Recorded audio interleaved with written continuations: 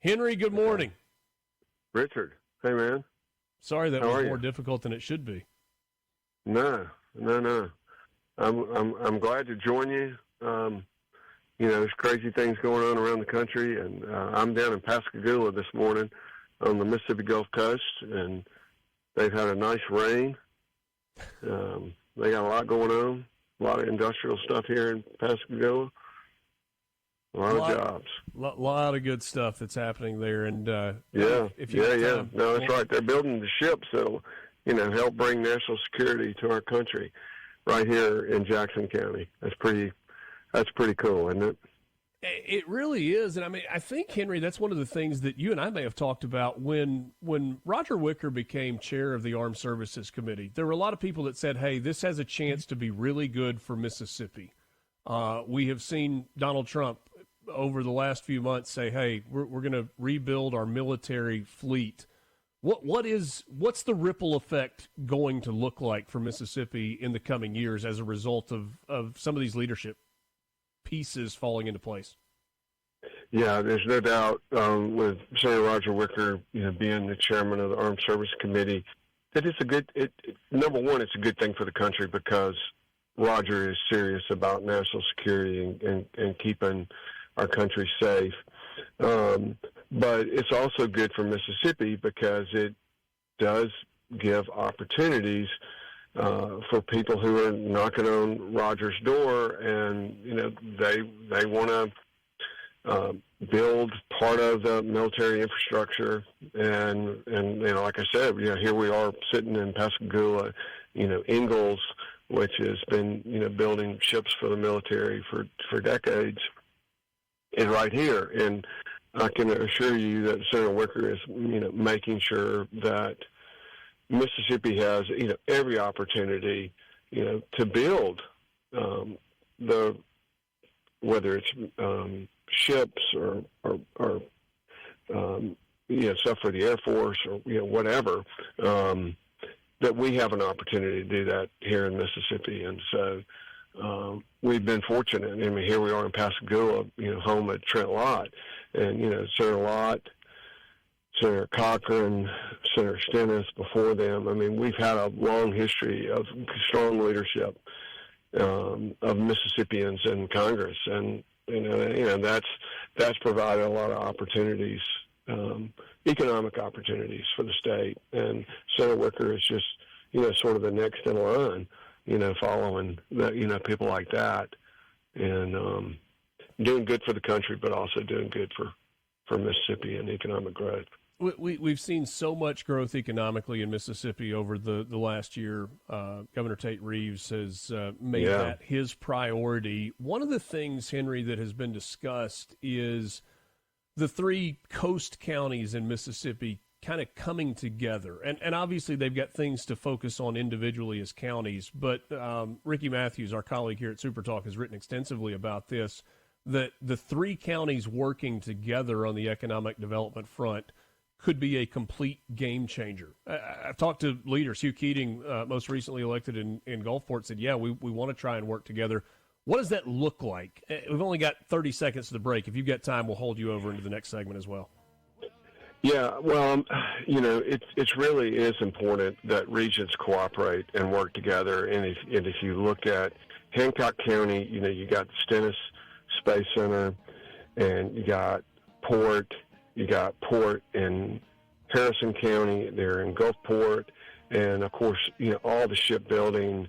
And you got Chevron here, their largest refinery in the country, in Jackson County.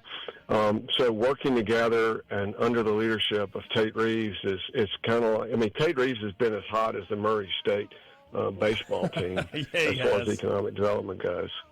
He certainly has. It's been one big announcement after another. We'll finish up the conversation with Henry Barbour on the other side of this break. It's Mornings with Richard Cross on SuperTalk Mississippi. We're back with you right after this.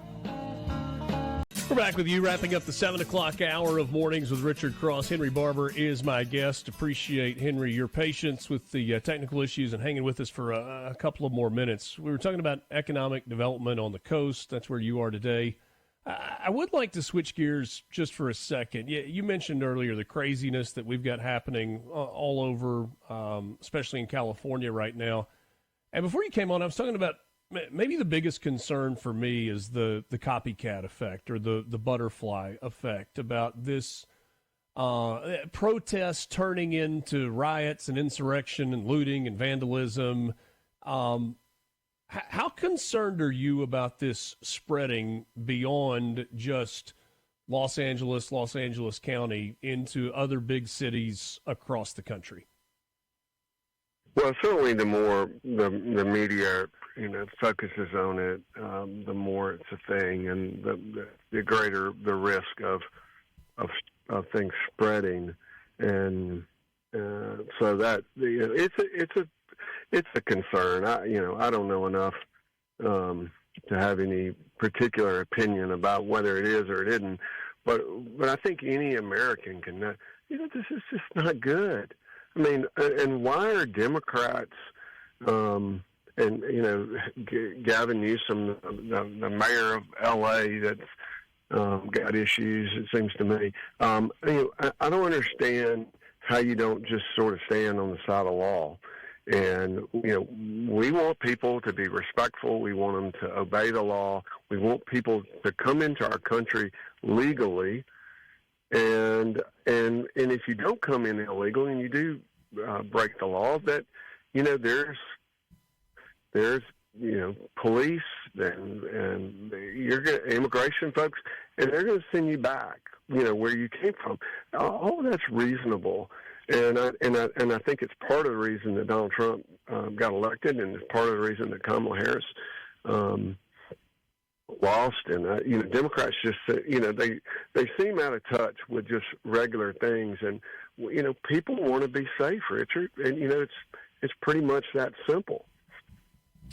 It certainly is, and one of the things that has continued to strike me since Donald Trump was elected president is he is doing the things that he campaigned on. And one of the biggest issues was illegal immigration, and he said we're going to get rid of the folks that are here illegally, we're going to make America safer, and we're going to get violent criminals off the streets that are illegal immigrants. And all he's done is do exactly what he said he was going to do, and it's people are like, well, I can't believe he's doing this. Well, we do want to be safe. I will say, I think most Mississippians, I think most people from California, they don't want the federal government bringing in troops. Nobody wants that. That's not a good precedent. And so, I don't want to be just reflexive that everything Trump does is great. I understand. This is not the path that as Americans we want to get used to. Federal troops coming in. This has got to be the exception, and we certainly don't want that to grow. But we want to look at city leaders, whether they're in Mississippi or Oregon or California, and that they're going to keep people safe, and that if people are traveling there, they can know that it's a relatively safe town, and that there are prosecutors who go after criminals, and that's part of I think the Democrats wokeness or whatever they've gotten out of whack, I think, with most Americans on just basically, hey, we want to be safe. Hey, Richard.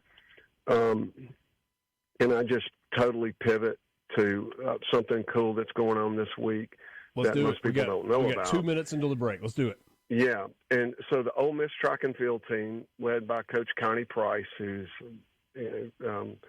track and field Hall of Famer, both as a coach and an athlete, she's leading the largest contingency of the men's team, the Ole Miss men's team, out to Hayward Field in Oregon, starting tomorrow through this weekend for the national championship in track and field. And I think it's pretty exciting. We've got a kid from Fulton, Mississippi, who has a chance to be the national champion high jumper, Arvesta Trope, who jumps 7.5. There's a guy named Tarek Robinson O'Hagan, who is big as a truck, strong as a truck, who does the shot put and the hammer, and 3 of his teammates on the hammer all qualified for the national meet, which is really impressive. And so Ole Miss track and field for not a lot of money is putting up serious results. They came third in the SEC. They got champions as a kid from Australia, Toby Gillen, in the 5K. And want to give a little shout out to the Ole Miss track and field team for what they're accomplishing and what they'll be taking on out in Oregon, in Eugene, That's starting tomorrow. fantastic. Yeah, we've seen Olympic medalists that have emerged from the Ole Miss track and field program, and we've seen national champions. And if you've never watched any of that event, Hayward Field, historic site. It's where Steve Prefontaine kind of carved his name into history, and it really is an incredible event. Appreciate you bringing that up. Henry, thanks so much for your time. Look forward to seeing you soon. Thanks, Richard. Take care. Henry Barbour joining us this morning. It's Mornings with Richard Cross on SuperTalk Mississippi.